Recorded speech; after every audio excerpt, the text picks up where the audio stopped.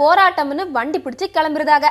விஐபிகளுக்கு பாதுகாப்பு கொடுக்கறதா போராட்டத்துக்கு பாதுகாப்பு கொடுக்கறதான்னு போலீஸே குழம்பி தவிக்க. இங்க பாருங்க, நாங்களும் பெரிய போராட்டக்காரங்க தான் ஆயிரக்கணக்கான மக்கள் வேடிக்கை பார்க்க புரட்சி செய்ய கிளம்பிட்டாரு இடிதாங்கி.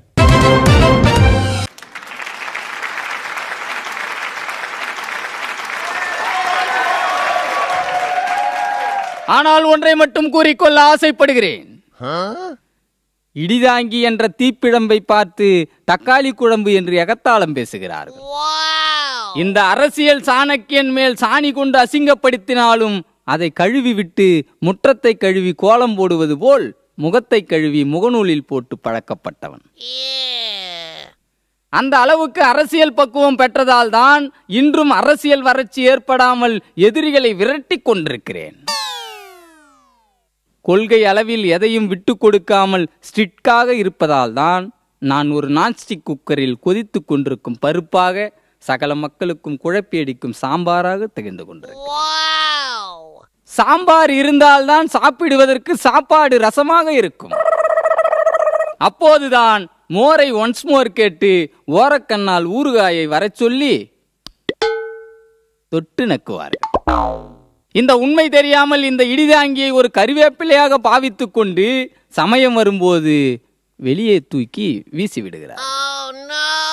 ஆனால் என்னை கண்டுகொள்ளவில்லையே என்று என்றைக்காவது வேப்பிலை அடித்திருக்கிறேனா? கிடையாது. ஓட்டுவதற்கு கூட என்னை அழைக்கவில்லை என்று நான் பொசு பொசுக்கப் போவது இல்லை.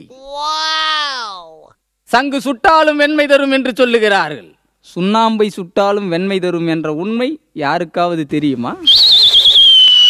செத்து சுண்ணாம்பாக போகும் அளவுக்கு அடித்தது நிமிர்த்தினாலும் நாக்கை சுழற்றுவான் என்பதே உலகம் அறியும்.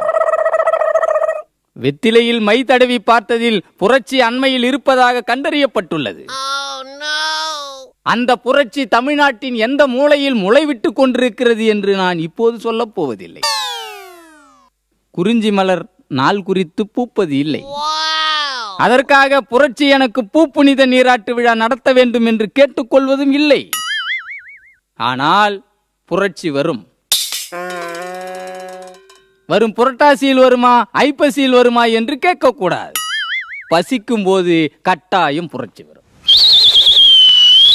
அதற்காக பார்க்கும் போதெல்லாம் ஜி புரட்சி எப்ப ஜி வரும் என்று கேட்பது மட்டமையிலும் மட்டமை.